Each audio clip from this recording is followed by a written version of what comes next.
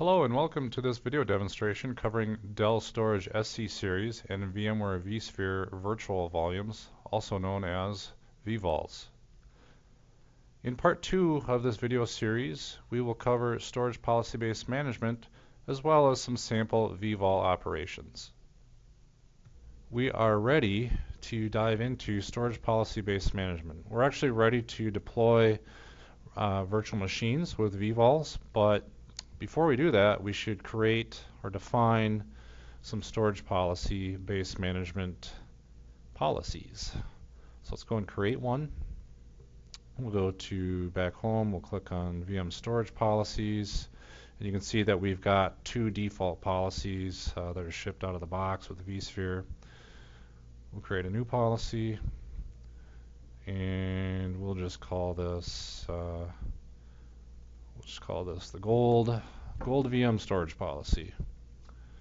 We'll click next, and we have to create some rules. Now, this is an important part.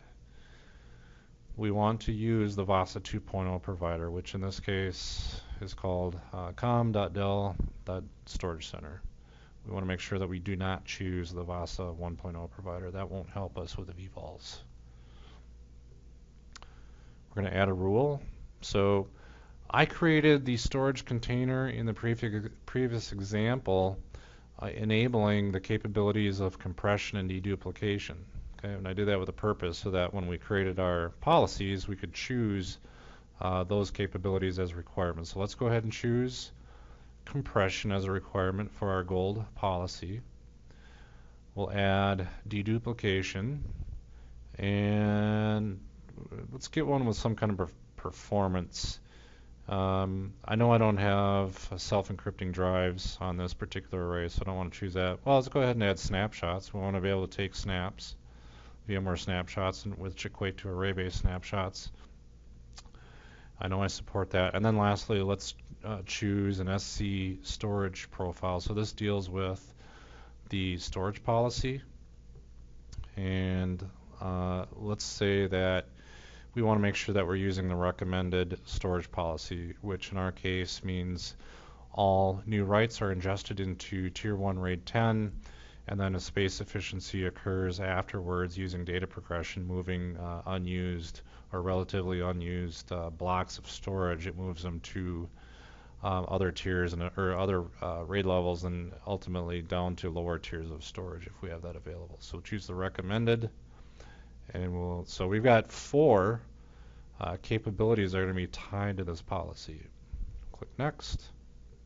And we can see that before we even click finish, when we highlight compatible, we can see that SC1, our storage container 1, is going to be compatible with each of those four capabilities. So that's good. That's a good sign. That means we can start deploying virtual machines under this storage containers with VVols, and they should be compliant from a storage policy-based management perspective. Okay, finish. Okay, so we've got a gold VM storage policy. We do not yet at this time have any virtual machines assigned to it. If we drill down into the policy, look at related objects, we have no virtual machines. So let's create our first virtual machine using that storage policy, and we'll tie some VVols to it. So we'll go to the hosts and clusters view, and I know I've got a template out there. We'll highlight that template. We'll right click and we'll choose clone a virtual machine. Let's call this VVol VM1, and we'll just leave it under the data center object. And this is going to go in our cluster. We don't need to choose a specific host.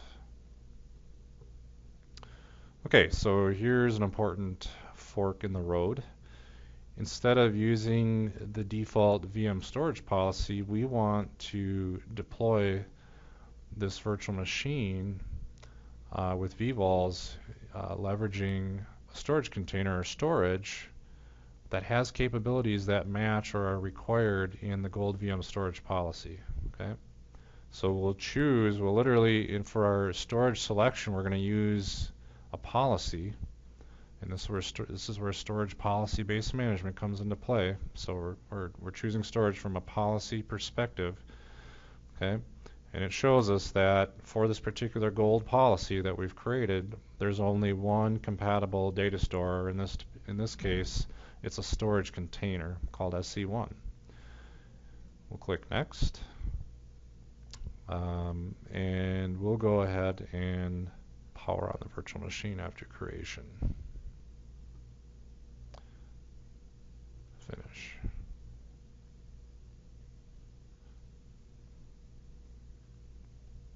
Okay, our virtual machine deployment looks like it's completed, and it looks like the virtual machine is powered on. If we look at the summary, yeah, we can see that it's actually already at a Windows 2012 boot screen. And let's look at, while we're on the summary tab, the VM storage policy. So this ties directly to our gold VM storage policy that we created, and it contained or has 4 capability requirements. That was compression, deduplication, snapshot capability, as well as a storage policy using the recommended storage profile. And it looks like this virtual machine is compliant. That's a good sign. If we go back home and click on VM storage policies, we should actually now be able to see, if we look at our gold VM storage policy, we've got one VM now, which is tied to that policy. If we click on the summary tab, we can check compliance. After a forcing compliance check, we see that we do have one virtual machine that is compliant, 0 non-compliant, 0 unknown. Okay, so that's a good sign for this environment, which has defined and required storage policies that need to be met. Let's go over to DSM and click on the storage view. Actually, let's perform a refresh on the servers view. We should now see our VVol VM. I don't remember which host that was running on. Looks like it's going to be host number 4. No. Let's perform an update information. DSM doesn't know about the VM yet, so we'll force it to learn that. And there we go. After I forced the update information in DSM from vCenter, we can now see we've got this VVol VM, and it looks like it's on my 4th host in the cluster, TSSRV 253. So when we highlight that VM, we can see that it falls under the storage container 1 or SC1 storage container, which is of type data store type VVol, and some capacity information there. We can also get a view into the VVols. Now, we haven't gone to the storage tab yet to see what virtual volumes look like, but we can see some VVol information listed in table format under the server's view. So we've got, as I mentioned before, a minimum of 3 VVols for a powered on virtual machine. So we've got the config VVol, which is by default a 4 gig virtual volume, of which we're using about 158 megabytes. Most of that is for swap, I believe, for the memory card or for the virtualized video card. We've got the data VVol, so that's the actual, that would be equivalent to the VMDK, where all the Windows 2012 R2 server bits live. And then we've got the swap VVol, so this is the swap for VM kernel swap for the virtual machine, should any swapping be required if we ran into memory constraints or if we did not set absolute memory reservations for these VMs. Looking at the storage tab, now we can see our storage container, and if we drill down in that storage container under SC1, we see our 3 VVols associated with this VM. Now I need to deploy some more virtual machines to my storage container using virtual volume. So let's say I've got a request from a business unit to deploy a multi-tier application. Before I do that, and by the way, I'm just going to use a PowerShell script to do that, which I've got right here ready to go. Before I do that, let's just say, for instance, I need to expand the storage container just to support the size of these virtual machines. So the way that we're going to do that, and the way we perform any of the VVol related management tasks, is going to be through Dell Storage Manager. So I'm going to go back to DSM, click on, and again, most of this management is going for the storage container at that level is going to be done using the servers tab or the servers view. So we'll go to the servers view, we're going to right click on the storage container, and we're going to go ahead and expand that. Let's say 16 terabytes is not enough in this case, and we're going to go to 20 terabytes. So we can easily expand our storage container from 16 terabytes to 20 terabytes using DSM.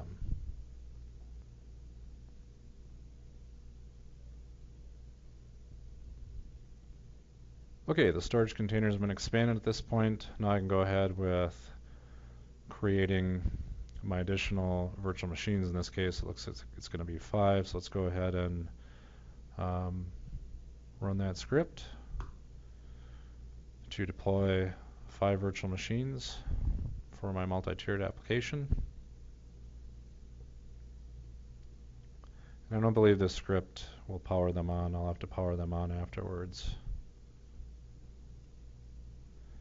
Going back to the vSphere web client, we'll click refresh, and I can see that I've got 5 virtual machines now that are going through the cloning process. If I go back to DSM, I can see that I'm already starting to see the virtual volumes created for each of those virtual machines. I don't think I have a full list yet, but in just a moment all the VVols should be there. While those virtual machines are deploying, let's go ahead and create a snapshot of our first virtual machine that we deployed on VVols. So we're talking about a vSphere snapshot in this case, but because this is a virtual machine deployed on VVols, we're actually going to get an array-based snapshot. Let's go ahead and create a snapshot of the virtual machine. Click Take Snapshot. Click OK. Back in the DSM client, we can see that a number of additional VVols have been created. So two additional VVols for each of the VMs that we deployed. So I deployed 5 more VMs, each of those having 2 VVols. So it looks like probably a total of 10 VVols here. Once I power on those virtual machines, we would see all of these containers or VVols would light up as blue, signifying that they're active and binding has occurred. And in addition, we'd see the snap VVol for each of those, the swap VVol for each of those VMs. Looking at my VVol VM1 data VVol, I can see that my snapshot has completed. It appears as a managed snapshot with no expiration. Okay, so these aren't going to roll off or expire automatically at any point in time from a storage center point of view.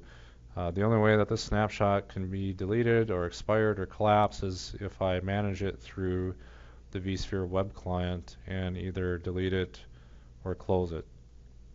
So if you go back to the vSphere web client and look at snapshot, look at manage snapshots, we should see that we do have a snapshot that does correspond with that hardware or array-based snap that we were just looking at. So if I say at this point my virtual machine is functional and I don't need that snapshot for any data protection reason or backup reasons, I can go ahead and delete, click delete all, click yes, and that's going to apply any changes made in the Delta disk to the virtual machine, closes the snapshot, and if we go back to DSM and refresh, we should see that our snapshot has now been marked for deletion, and or at least it's expired is what that red X indicates. And in a very short amount of time that that snapshot's going to roll off and be removed. Now let's go power off our virtual machine and delete our virtual machines, including the first one we created and the other 5 that we generated with the script, and see how VVol management through DSM occurs with that action.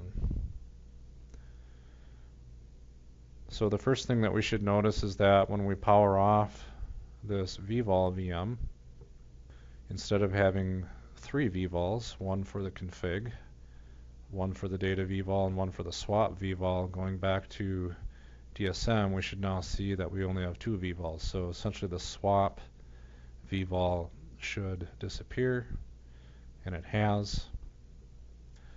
And then last but not least, we'll go and delete all of those virtual machines.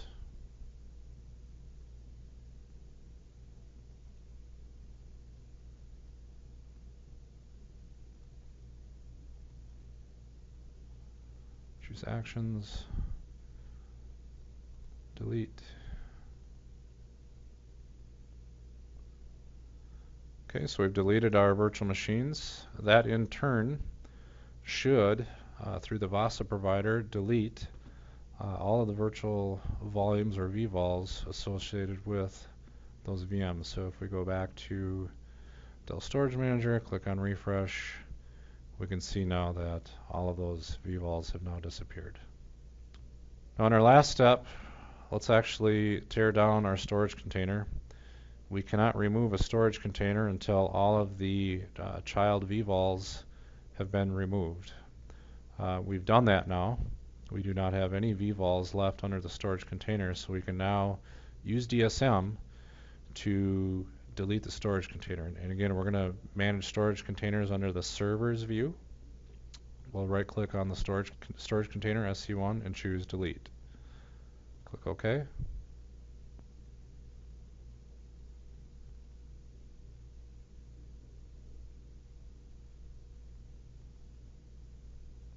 Okay, the storage container should be deleted at this point. If we go to the storage view, we can actually verify that. We have no storage container there left.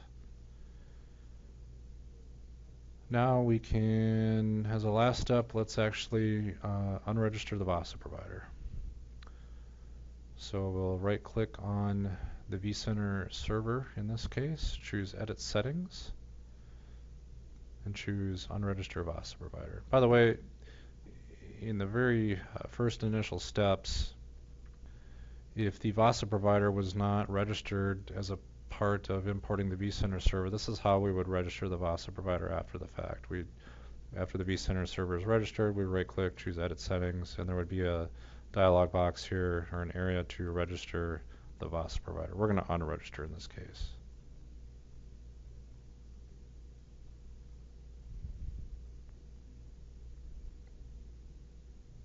Okay, the VAS provider should be unregistered at this point. We can see in the upper area towards the middle of the screen, registered to VAS provider, no, and the VAS provider status is offline. If we go back to the vSphere web client, click on the vCenter server object, click on manage storage providers, we should see that there is no more VAS providers. So at this point our VVol environment from a vSphere perspective is torn down.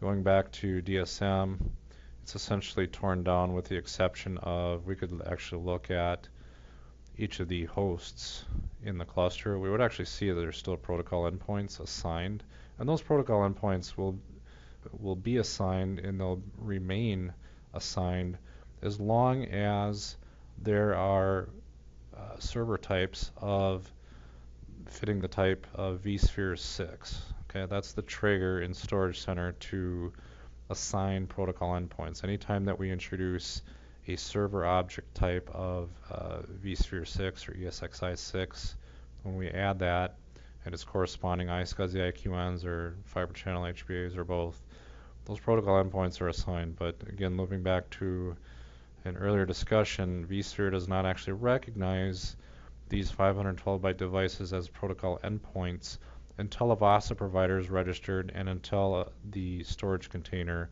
is created. So at this point in vSphere, what we would probably see, or what we should see, is we'll see no protocol endpoints, but we will still see storage devices. We should see those two 512-byte devices, which represent the PEs that are assigned by Storage Center and DSM, and there they are. Okay, that wraps up part 2 of this video series covering Dell SC series and VMware vSphere virtual volumes. Thank you very much for watching. For more information on this and other integrations with Dell Storage Center, please visit Dell Tech Center.